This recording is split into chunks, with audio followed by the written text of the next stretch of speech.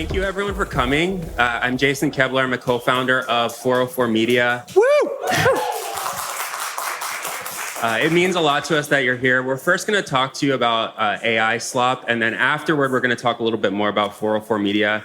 I know some of you are here to hang out with other people, which is very good. But if you could be like further back, if you're going to talk to other people, that would be helpful. Thank you. Yeah. So I'm here with Sam Cole. Hello, Sam. Hi. Thanks, guys. I'm a co-founder of 404 Media also. We're really excited to be here, obviously. It's so cool to see you all. We're going to get into some weird stuff this afternoon, so I'm excited. And this is Brian Merchant. And I'll let Brian introduce himself. Yeah, honorary 404 adjacent human. And fellow traveler in the tech journalism world. I used to work with these two back in the Motherboard days. We all worked at Motherboard Advice for a stint before that ship went down in flames dramatically. Couldn't be more pleased to be here with these heroes of modern journalism here. Let's give them another round of applause. 404 Media. Stuff they've done with independent tech journalism is it's astounding. We need it, and it's the best. So this panel is going to be 45 minutes of Brian saying nice things to us. So I've been very obsessed with artificial intelligence and AI slop on social media. So I'm going to take you through a couple slides very quickly, just to give a lay of the land. I have this thesis that AI slop is essentially a brute force attack against the algorithms that control the nature of our reality, which sounds very lofty, but I think is actually what is happening. I've been writing about AI slop for about 18 months. Sort of started with Shrimp Jesus and, AI-generated images that were going very, very viral on Facebook. But it's not just Facebook, it's Instagram, it's TikTok, it's YouTube. And there's an entire content creation factory apparatus around all of this, which we'll definitely talk about. So I'm going to flip through just like a few things that I've seen over the last few years very quickly. So these are like dozens of images of Jesus being made out of Coke bottles with poor children. We have some Jesus and hot flight attendants over here. And this is an Indian YouTuber who teaches people how to make AI spam to put on Facebook. And so after like months of writing about this sort of thing, I became obsessed with figuring out where it came from. And it turns out that all of these bizarre AI images are being monetized directly through Facebook itself, through the Facebook Creators Program, which gives a fraction of ad revenue depending on how viral an image goes. And so there's like all these side hustle bros in India, Vietnam, the Philippines, some in the United States as well, who teach people how to create AI slop and spam it to Facebook. See this? And then there's this guy here who has become very famous on YouTube because he made this image, which is very small, but it's an image of a train that is made out of leaves. And he was paid $431 for this image because it went mega viral on Facebook. And now he's been on like 20 different podcasts talking about how he did it. So there's like thousands and thousands of people all over the world who are just making stuff to put on the internet in hopes that it goes viral. At first, it was just like images of Jesus and bizarre trains made out of grass. And then Hurricane Helene happened, and this image went extremely viral. It is not real. And here's the head of the Republican National Committee saying that they don't care if the image is real or not because the vibe is such that it seems true.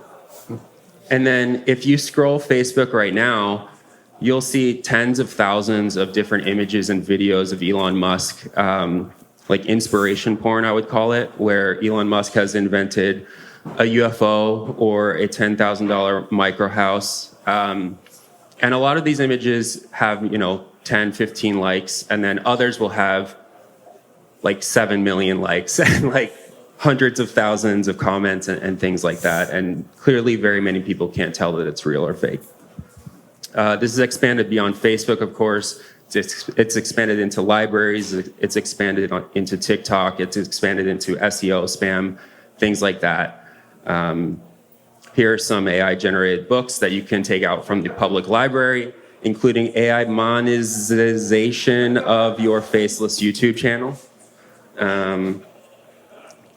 And I say that this strategy is brute force because they're essentially, in my opinion, looking for weaknesses in the algorithm. And when they find something that works, you create a lot of that. And so there's multiple influencers who are teaching people how to do this. They have, Slack courses and Discord channels where you can pay them $50 a month to learn how to do this. And this one is from a guy named Daniel Bitten. He emails me every single day automatically. And he likens going viral on YouTube Shorts to being a serial killer because there's a pattern to the algorithm. I think the important thing to look at here, though, is now AI does 95% of the work and ready to start feeding the algorithm what it's actually hungry for. This is another email from a guy named Musa who flies in a private jet. He is 17 years old.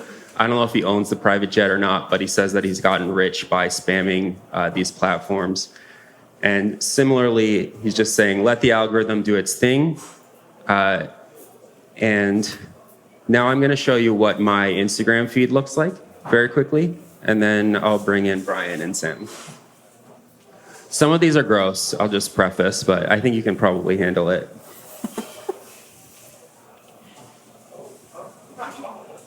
We have Jesus fighting the Grim Reaper here. We have whatever this is.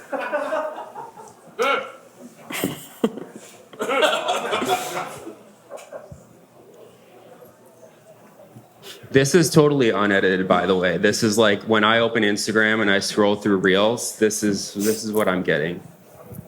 We have this horrible tidal wave that killed all these people. Things like that. We also have a lot of wildfire content. We'll start with this, but there's a lot of LA wildfire disinformation here. This has 39,000 likes if you can't see.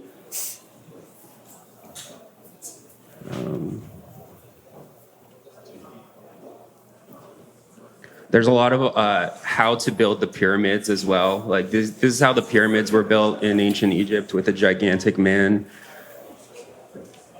Some mermaid content, so on and so forth. And the last thing I'll show you is AI influencers are very popular on Instagram now. We have this with 519,000 likes, whatever is going on here. We have this woman with 3 breasts. She's pretty popular on Instagram as well. And I guess we'll just start there. What do you guys what do you guys think? You like so anyway, the videos? What do you think? Yeah. No, but thank Brian, you guys for staying. Yeah, thank you for staying. Thank you for not running away in horror. You're very brave. Yeah. They're sweating, I can tell, but it's fine. But Sam, you've written a lot about AI slop as well and how it can be dangerous. Field guides to eating mushrooms generated by AI, things like this. Yeah, I mean, I feel like it's really funny to look at the slop. First of all, I love that slop is the term for this. I think maybe Jason coined that. Someone coined it, possibly you. Someone on probably Twitter, someone here. Possibly, I don't know.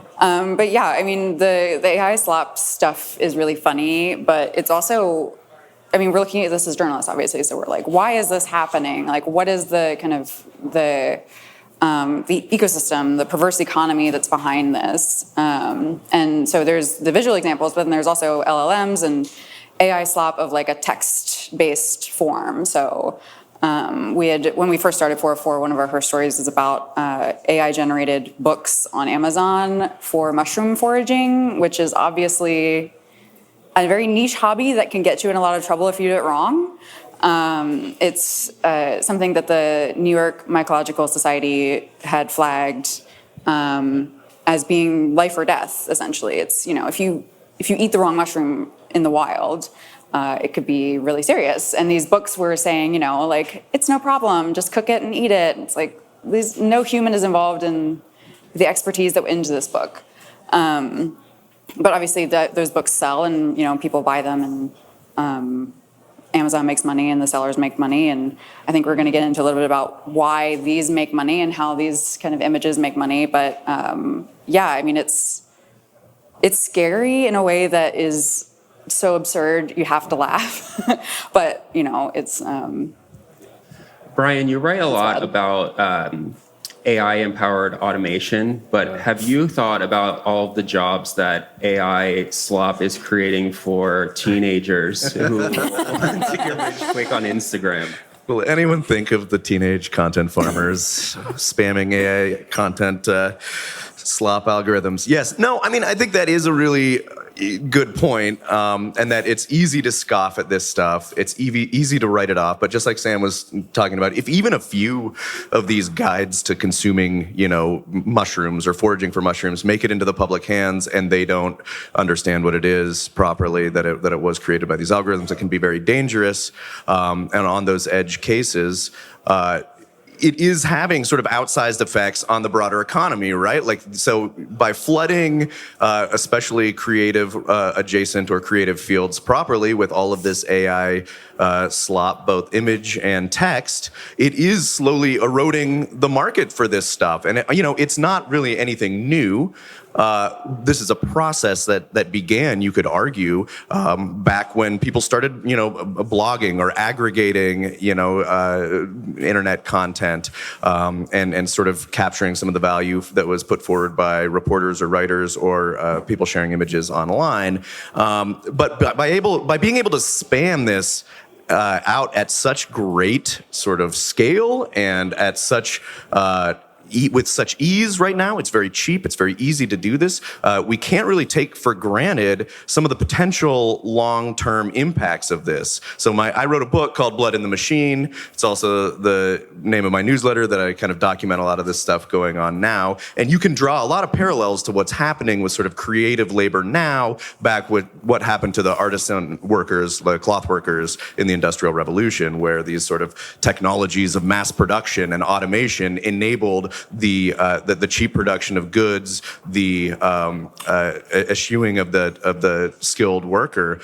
So there's quite a few parallels, and the stuff doesn't need to be good, right? It just has to be good enough a lot of times. So there are different categories of slop. The stuff that Jason just showed us. I'm glad I didn't have to watch that again.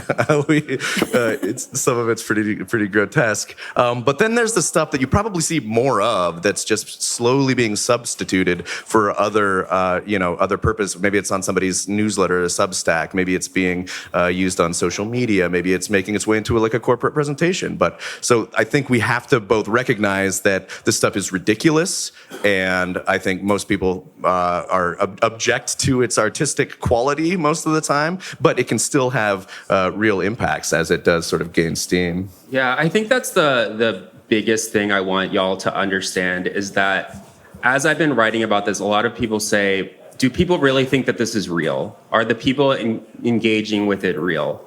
And I spent a long time scrolling through Facebook comments and trying to determine whether the people commenting on these things were real or whether they were bots themselves, whether there was some sort of engagement mechanism here that made these things go viral, but there wasn't really that many human beings in the loop looking at it.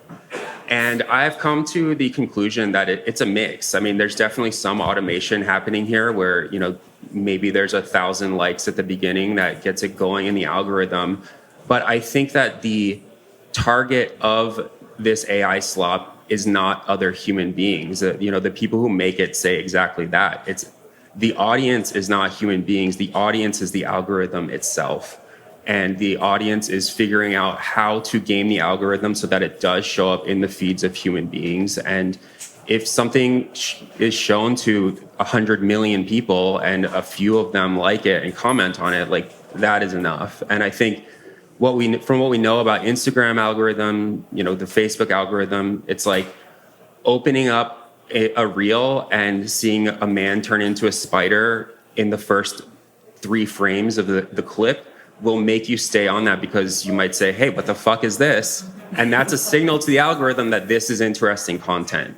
And I think that as writers, and we're not artists, but we work with a lot of artists, it's like we do have to think sometimes about, will this perform well on social media? Will this perform well on the algorithm? And let's say I spend a week working on a story that I report very deeply and put out there, and it doesn't get much engagement, it doesn't perform well in the algorithm. Well, you have these people making 1,000 images in 3 minutes, and they're able to iterate on that instantly. And so it has the effect of not just flooding out human content, but also they're able to A, B, C, D, E, test all of this stuff.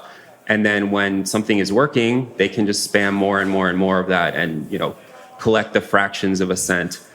Yeah, and importantly, right, the platforms don't care, or they're happy to have this happen because it's more content and more engagement when it does fire off, right? Like, so there's Facebook doesn't really care if the content that's going onto it is AI generated or human generated. In fact, it might preference the latter. So I mean, I'm curious because you guys have reported on this a bunch, and when you first did, I honestly, bless my naive soul, I thought that Facebook would respond to the outrage by sort of clamping down on it, but that hasn't happened really at all. No, not at all. In fact, Facebook has tried to create its own, AI agents. They've talked about allowing users to create AI profiles.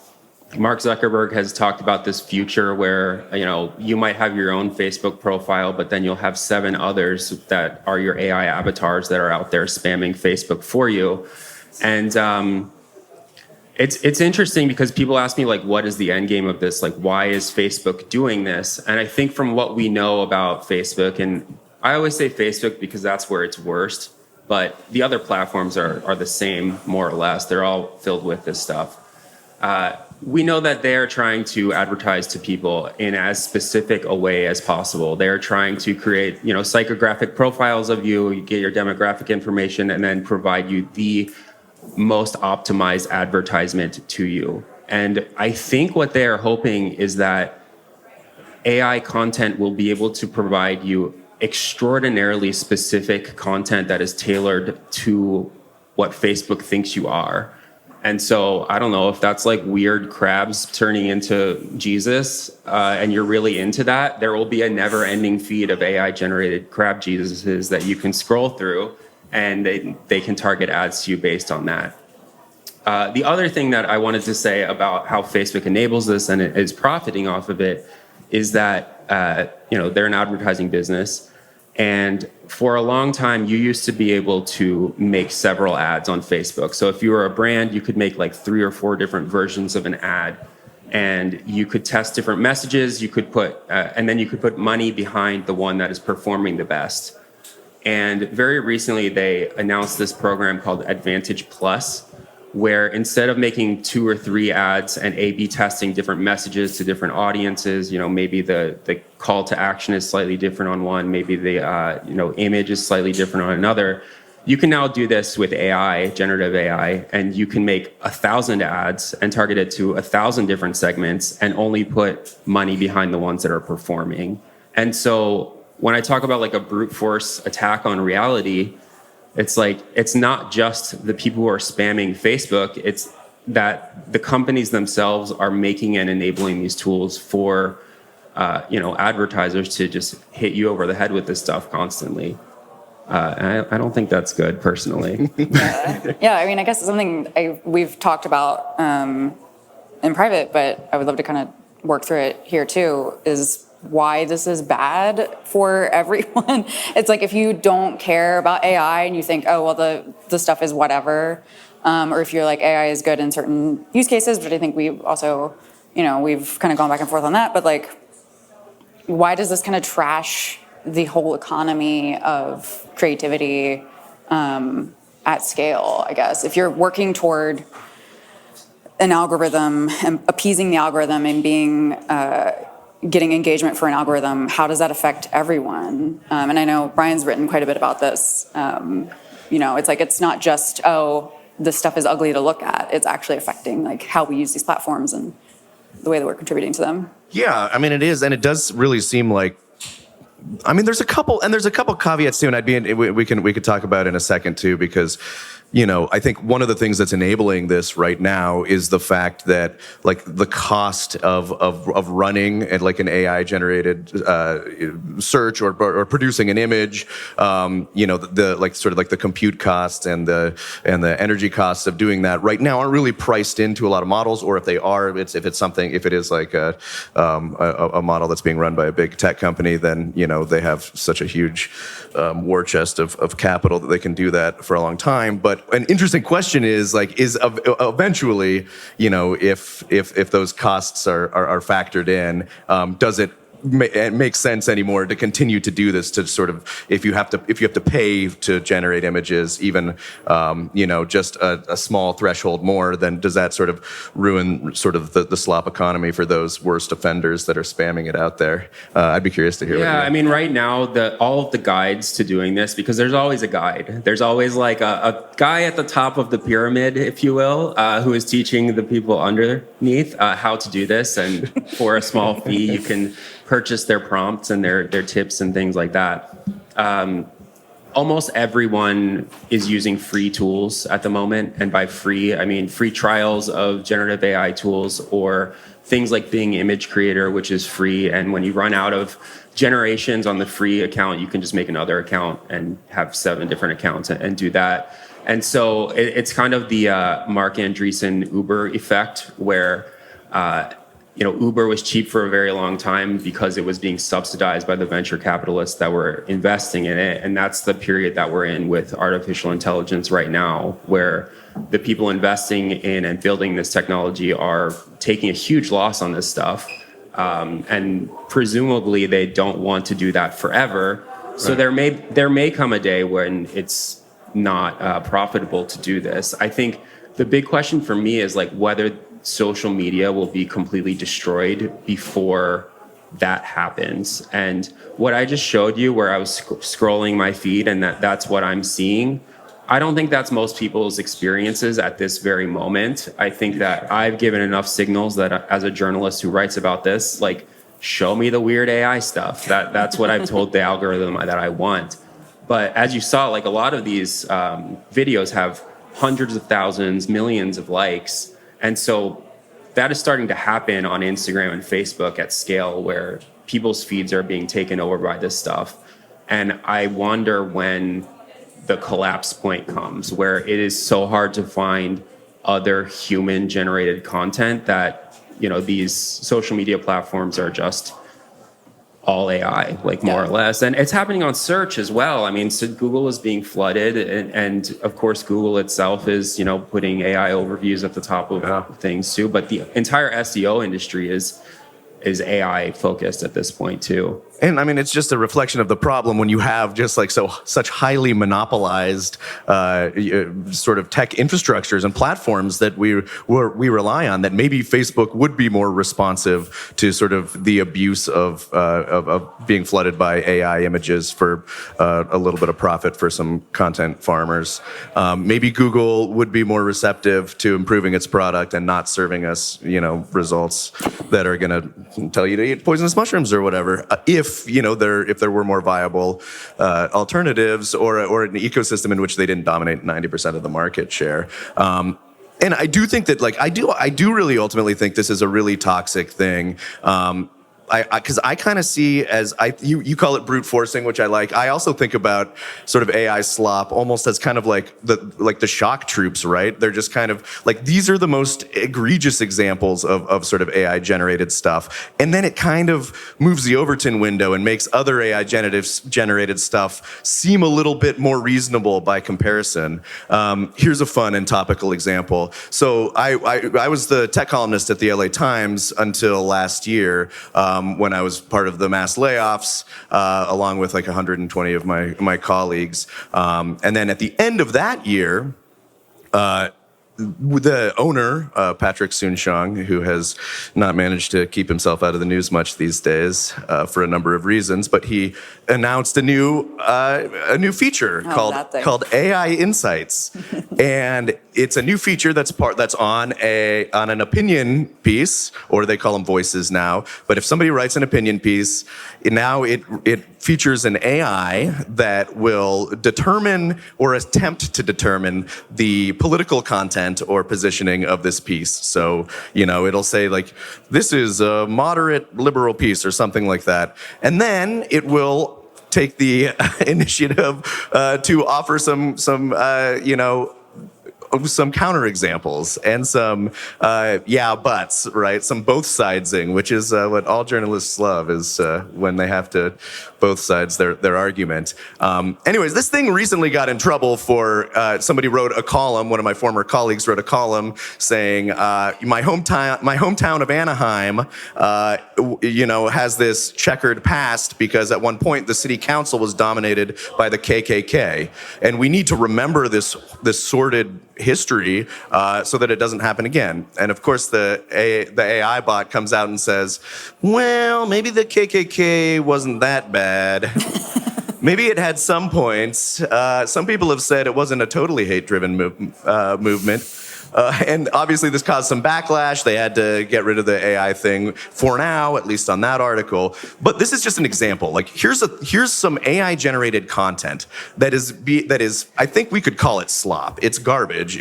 Nobody really wants it. And yet the management of a company is trying to use it to sort of create more value.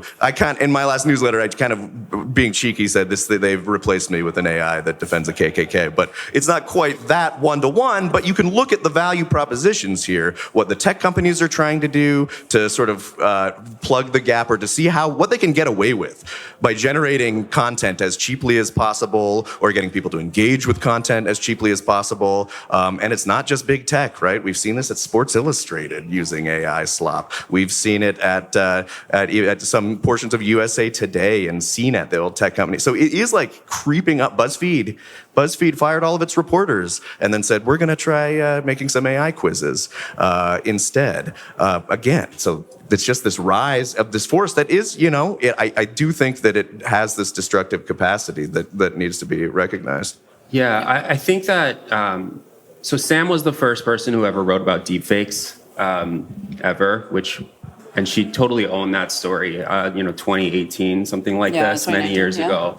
Yeah. And when deepfakes came out, like face swapping technology, Sam was reporting on how it was being used to make non-consensual pornography of celebrities and women, and essentially do sex crimes to people. And the immediate response from like politicians was one of,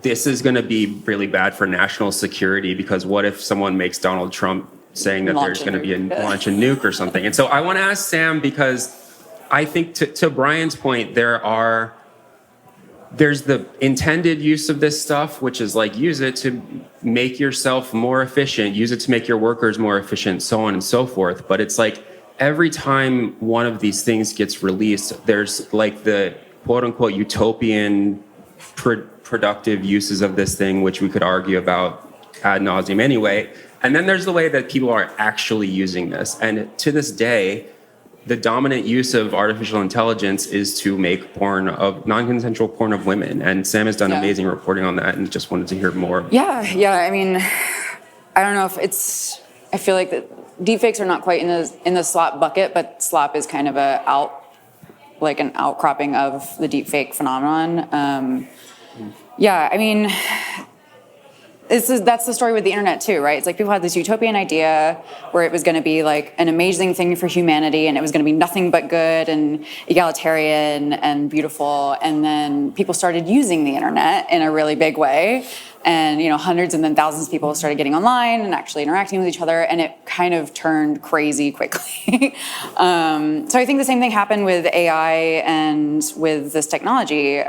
Someone found a way to face swap really easily, which was something people were already doing, using AI, and it just exploded from there. I think the experts that I talked to at the time said, give it, this will be a huge thing within a few months, and it was maybe 3 weeks where people were making non-consensual intimate images of celebrities en masse. It was a huge thing. And now I think we're seeing it get more awareness, I think, because it's happening in schools. Kids are dealing with this now. And I think that's something that we're going to have to reckon with legally and as a society, and as far as like internet regulations and things like that. But also just, I think there needs to be some kind of introspection about how we got here, why we let it get this far, who kind of let it go to the point where, 13-year-olds are making porn of their classmates using AI. I think that's something that the adults in the room need to sit down and introspect about a little bit. And I think that's something that we try to do when we write about this stuff in a really early stage. It's like, let's talk about it now. Let's kind of get the lay of the land now and figure out what's going on before it becomes so commonplace that a 12-year-old is getting arrested for it. It's such an explosion so quickly. So yeah, and I mean the KK example is really crazy, but also it's just showing up in consumer ways too. I think like the Amazon reviews that we wrote about recently, where reviews of Mein Kampf were getting 5 stars because people were like, it's a nice print of a very concerning book. It's not 5 stars on the ideology within it, but then the AI said, oh, people say this is an easy and interesting read and a true work of art. And it's like, I think AI is kind of slipping in these ways that it's now cracking open where lots of people are realizing it. So you aren't in the depths of the internet anymore looking at deep fakes or looking at, weird stuff that it's in the LA Times, Has the characters, since you have been on the deepfake beat for so long, has the character changed of the way that people are producing or engaging with deepfakes changed sort of materially since the sort of reinvigoration of the Midjourney, ChatGPT, the AI, the more recent AI boom? It's definitely easy. It's so much easier and it's really realistic. I think looking back at how it was done in 2019, you needed hundreds or thousands of pictures of someone. That's why celebrities were getting deepfaked. Now you need one picture and you can make a full video. It's not even just make an image. This is something that our colleague Emmanuel writes about. You can do it even with a text prompt at this point too, which is something that everyone in this, I hate to call it community, but the community of people who make, porn of Taylor Swift will try immediately whenever a new AI model is dropped. They will see if there are guardrails on this new tool that can be circumvented in some way, and often they can be, unfortunately. Yeah, it's hard to guardrail around the human mind. I feel there's just no way. Yeah.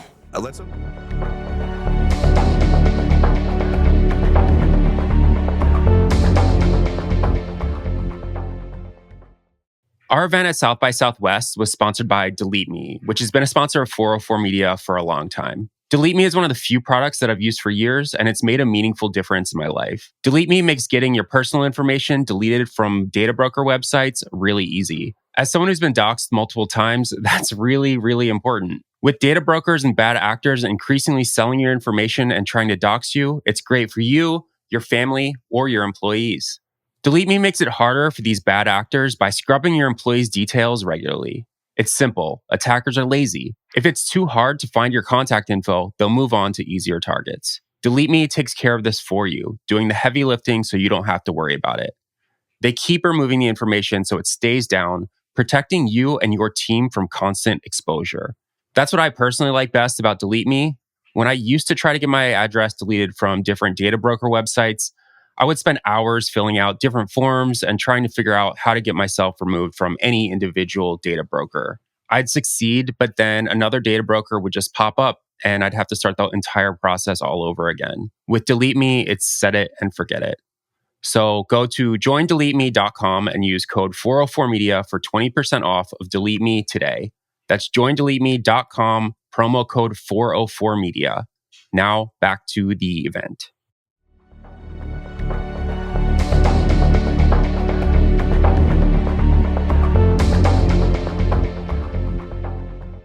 Let's open it up for some questions for a few minutes. If anyone wants to talk AI slop, yeah.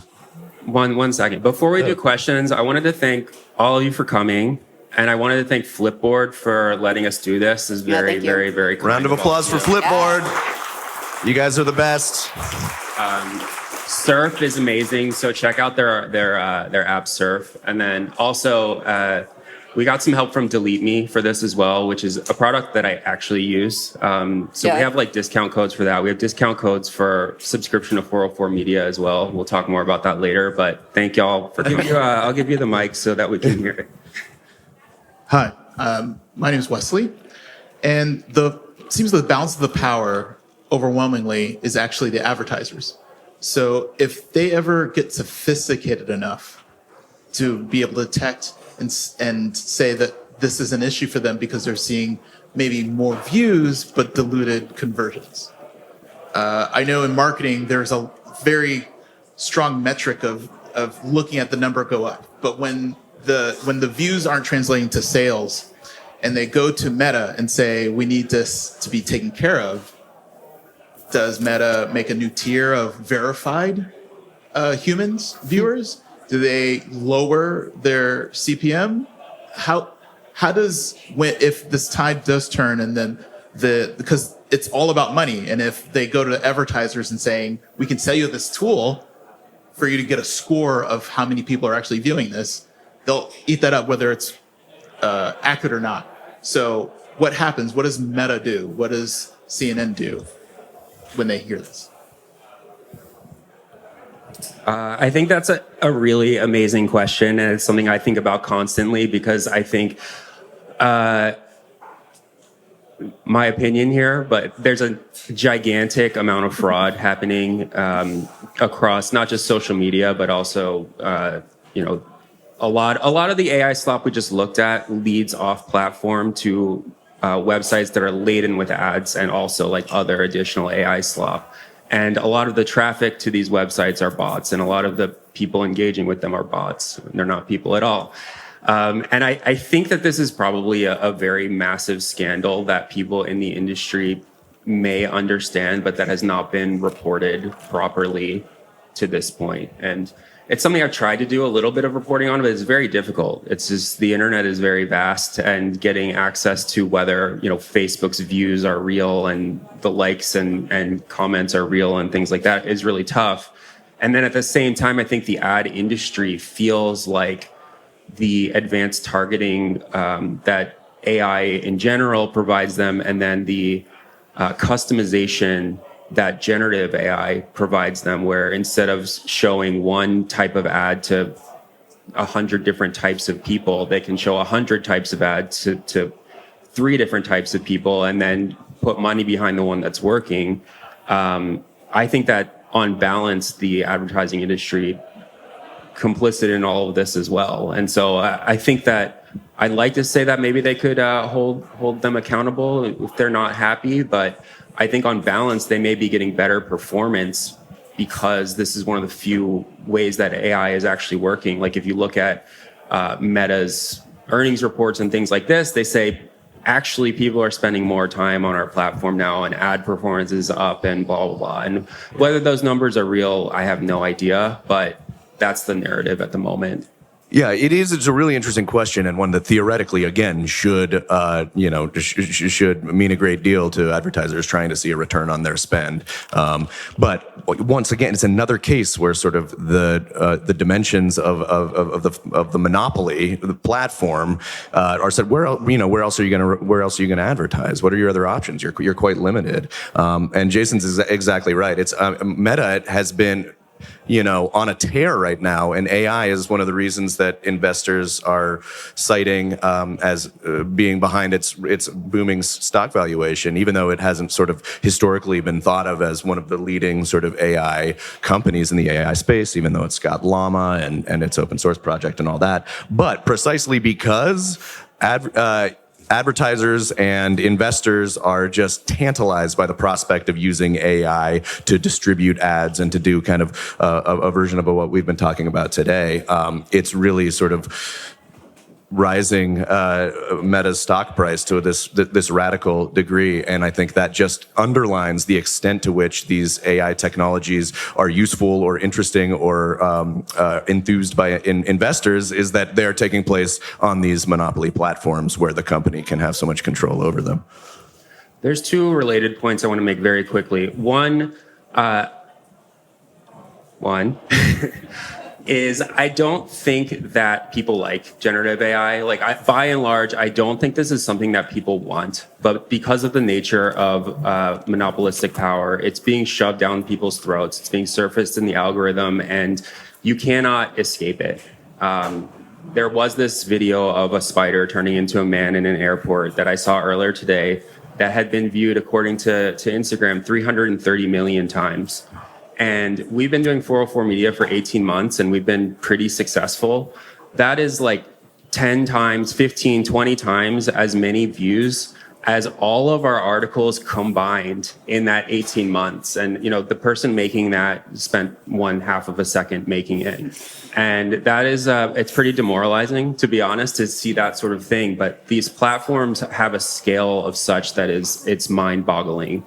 And so I think that, you know, we can siphon people off and bring them to our platforms. And I think that increasingly we need to reach people through group texts and word of mouth and newsletters and the Fediverse and decentralized social media that's not dominated by algorithms. But when you're talking about how many people are on the internet, it's pretty tough. And then the other thing, and I said it'd be quick, but it wasn't.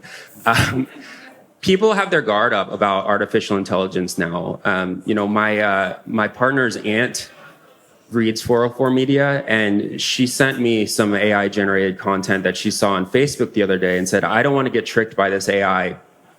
And what she sent me was a video of a girl doing a painting. And it was real. It was it was real. This woman was like painstakingly documenting what she was doing. And I think that beyond just flooding out everything else, it's like people don't want to get tricked by this stuff. And so they'll see real things and they will say, well, that's bullshit. It's AI. And that it's become like a mechanism for saying you're fake news or you're making shit up. And I think that is very, very alarming. So with the idea that people are creating more and more with AI, or companies or whatever, and then the AI is also training on that data, I'm assuming, because so there's going to be so much more AI data out there than there is actual data developed by humans. From what I saw on the internet, and I don't believe that everything's true because, you know, AI, it talked about how AI training on AI generated image actually degrades the images when it spits out new generated images. What are your ideas in regards to, or any research that's out there in regards to where that's headed with all of the proliferation of AI generated data or generated content? I mean, I think the companies know that this is a problem, right? Like, they kind of recognize the big companies, Microsoft and Meta and the ones making these tools. And it scares them, I feel. I mean, isn't this something that There's a professor at I believe UCLA, Hani Farid. Is he at UCLA or at Berkeley? At Berkeley, perhaps, who's done a paper about this. And, you know, I have some hope that this, what does Jathan call it? Habsburg AI, basically like human centipede AI, where it just degrades over time. Just eating its own tail. I mean, I think that it's a good thought, and I think that without the models being altered, you know, it's something that is happening and could happen. But at the same time, I think the AI companies realize that this is a problem. And I believe the way that DeepSeek was trained, a lot of the training that it was done was based on data that itself had generated. And so that's one of the reasons it was able to be a bit more efficient. And so I don't think that is something that we can count on to save us, I guess is what I would say. As much as making it worse. Yeah. As much as I'd like to see it happen. I mean, yeah, it's a nice thought, but that's why they're so desperate they're desperate for your data. They're desperate for your creative output. That's why the AI companies are hiring people to just sit in a cubicle and type out new. Yeah, just gobble it all up. So, are you seeing a push toward companies trying to use AI to curate your AI feeds? So like the way that Google is searching the web and saying, okay, I'm going to pull the things that you want. And do you see like an AI that wants to be your gateway to your Facebook feed and your Instagram feed and all that kind of stuff, and pulling that one step closer to you? know. Don't give them ideas. Not yet, I mean, not they too have. much. I mean, it exists now. Right? I mean, yeah. I mean, it's been I wouldn't say that that's like the generative AI is something a little bit different, but you've had algorithmically curated feeds for years and years and years now, and that's why, kind of incidentally, why. So Jason has a dummy account where he just was actively looking for the AIs, and then it just serves him more and more. But I do think, I'm glad you bring it up, because it does illustrate a good point where once sort of there's enough of the stuff that is palatable enough to the user, and that they click on some of it, then we can only assume that it's going to serve more and more, and then it's going to slowly sort of accelerate the process, right? Or maybe not so slowly. Yeah. I'll do this side of the room and then come back. We see you. We'll get to you. I can't see your face, though. You already started talking about this, but I was wondering how you see human-created content adjusting to try and get more attention and overcome all the AI slop. Yeah, how humans are trying to adapt to the algorithm. Yeah, I mean that's something that I think of YouTube, right? So like the shock stuff on YouTube, the Mr. Beasts of the world, altering your thumbnail to make your face be like, you know, look at that classic. People have been kind of tweaking their own behaviors to appease the algorithm for a minute, which I think is dark-sided. I don't like it, obviously. Yeah. Yeah, and one thing I bet we can expect to see more of is are those demands changing more rapidly, because as they get spammed, you know, if you can create 1,000 images in a few minutes and then fulfill the current, you know, demands or requirements of that algorithm, then users are going to get tired of that pretty quickly. So it's going to have to shift. So we might not just have a more AI slop filled internet. We might have a more volatile one where things are, you know, are broken or glitchy or weird more often too. Can you pass the mic to someone else, or do I have it? Someone back there is waving. Someone back there is I thought waving. this was a mysterious fourth mic. But so please support independent media, so next time we can have just giving someone away running the mic Yeah. too. All right. I spent most of my career as a journalist, which means I'm an optimist that's been continuously disappointed by life. And I've also came up through the social media, you know, growth, and personally believe that it's objectively made the world a worse place. And I would like to poll you and then maybe the audience from a scale of it'll be okay to no, we're completely fucked. Where do you feel that we are? In regards specifically with generative AI or with media in general? Oh, maybe we can convene another panel after this one, and I can hold forth. I am. You know, I am also always an optimist. I am perennially an optimist, even as conditions I think are the worst that they've ever been for journalism in my lifetime, for American journalism. I think it's just an absolute train wreck right now. And you know, this is before the LA Times. I was at Medium, which all the editorial workers were laid off in one fell swoop there. Before that, I was at Vice, which went bankrupt and is now owned in parts by a private equity firm. And that's just, you know, most journalists working these days have similar horror stories, and that's pretty reflective of the, you know, the trajectory of the industry at large. And it's gotten to the point where, you know, if the trajectory continues unabated, and we don't fight, we don't push for policy interventions, we don't push back against these countervailing trends, then yeah, I think we're in truly disastrous crisis mode right now. And I think journalists, one way to fight back is to do with, you know, what these fine folks have done and start an independent media company with that, you know, can play by different rules and can adapt. You know, I think local news is in truly dire, you know, death spiral levels right now, and that's where it's not, you know, you need new tools. And Brian, did you see that one of the most popular local news outlets at this point is an AI generated newsletter that goes out to like thousands of towns in the United States? Awesome. Yeah, I did see that. And Wait, where meanwhile, the fucked meter is now, we've changed it. yeah. Meanwhile, a city of hundreds of thousands of people, Salinas in California recently is down to one editor. Their newspaper has one working editor, no full-time reporters, and you can just you can imagine what's going on at the city council meetings and what's going on at the local real estate firm, things that just nobody's knowing about now because so many of these responsibilities have been, and they have. We do have to be more critical of these tools. Media companies have, they've had a bad track record of pairing up and partnering with the tech companies that have been eating their lunch for the last 2 decades. And in my humble opinion, the whole pivot to video mentality and constantly trying to play by the rules, forming new licensing deals or partnerships with the AI companies, it's just going to lead us further down this spiral. So, it's time to fight. So yeah.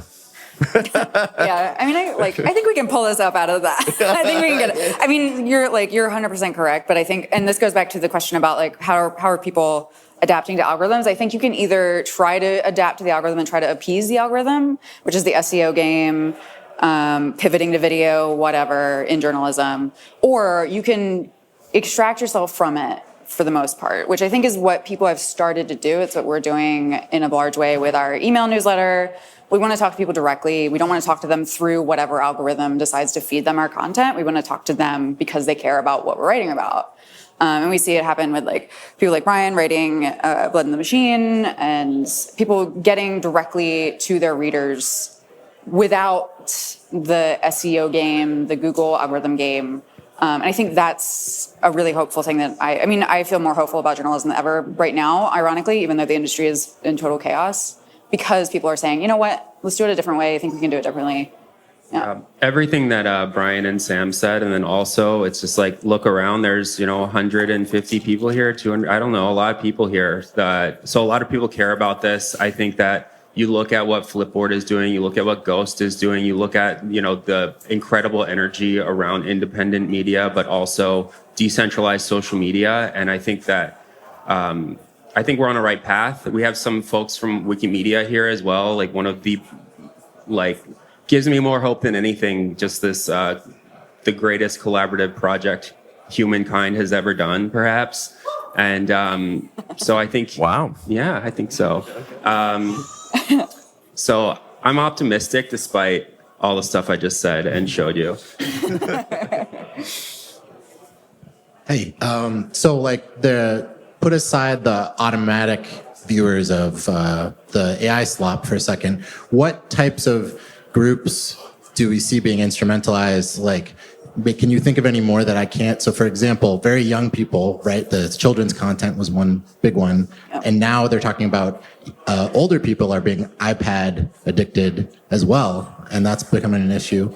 And then maybe in the middle, hipsters and stuff using AI, ironically, blowing up Vance's head or whatever, but then being consumed by people who are not in on the joke is another one. Are there any other human segments that are amplifying the slop or using it for a different reason?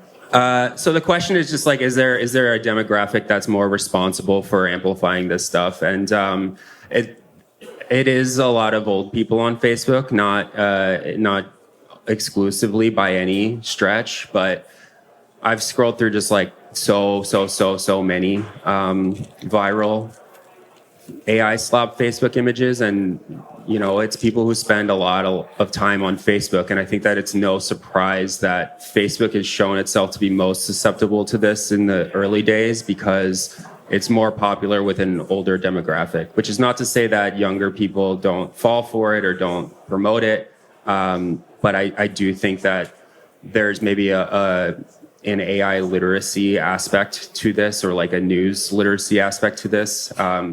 And it's just the internet is a really, really complicated place to navigate at this point. And Facebook itself is a really bloated and tricky UI at this point. I don't know if you've been on Facebook lately, but it is a mess just to use at all. And so I'm not surprised that people can't navigate it. But I also think that because Facebook has been around for so long, it's almost like looking into the future for these other platforms because it has had a longer time to decay than the other social media platforms. And I think that that's not to say the others aren't susceptible to it. I think they very much are.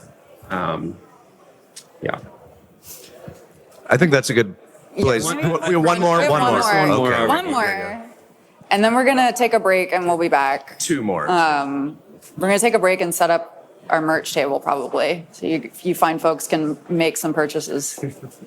Hi, I'm a social media founder myself. And so I've seen a lot of evidence for how many social media accounts on mainstream platforms are bots.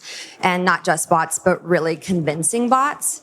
And so you've talked a lot about the real people behind this AI slop. But I'd love to know more about how you can even differentiate between those accounts and who's real and who's not, just because they have become so convincing, even though these AI videos in many cases are not. You want to ask your question too? We'll get those last two. Yeah. We're going to do two at once. Yeah. Mine is more of a cheer. So I created the Wikipedia article on AI slop, and it could use updating because that is how AI slop learns about AI slop, mostly through ingesting Wikipedia. So if people want to have an impact on a conversation, the article is there. Thank you. What was the bot question? I can't hear anything up here. I don't know why. The question was how can you recognize AI slop, more or less? I mean, more than that, but okay. You're absolutely right that. And the accounts created. And the accounts Yeah. creating it and the accounts engaging with it. I could talk about this for like a half hour, so I won't. But Come find him after. yeah, come find me Yeah, after. yeah. So for a while, it was very easy to tell what was AI generated just because it looked bad.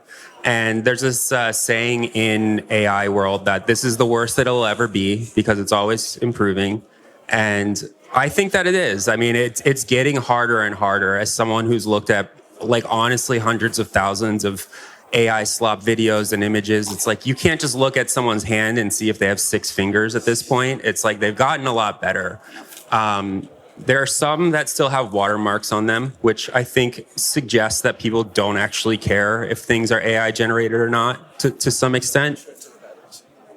And then as far as the accounts engaging with it, I wrote an article about why I think a lot of them are real. And it's because I would go into their Facebook profiles, see whether they were posting only about AI slop or whether they had posted like real images of themselves or had commented with like other accounts that seemed real, things like that. That's obviously not doable at scale, but I was so obsessed with the idea of like, are these people real or are they not real, that I spent a couple weeks just like clicking on a bunch of comments on AI generated content and trying to figure out whether the people were real or not. And the answer is some of them are. All right. Well, all this talk of AI slop and the decline of journalism, I'm ready for a drink. I think we can call it here. Once again, 404 Media, they've done something really amazing. Support independent journalism. Subscribe to 404 Media. And since you've made it to the end, we can reveal now that every single article they've written has been produced by AI. So, thank you. All right. Open bar, come find us. If you have more questions, say hi. We're all friendly people. Yeah. Thanks so much. Yeah, thank you. Thank It you. means the world that you're here. Thank you.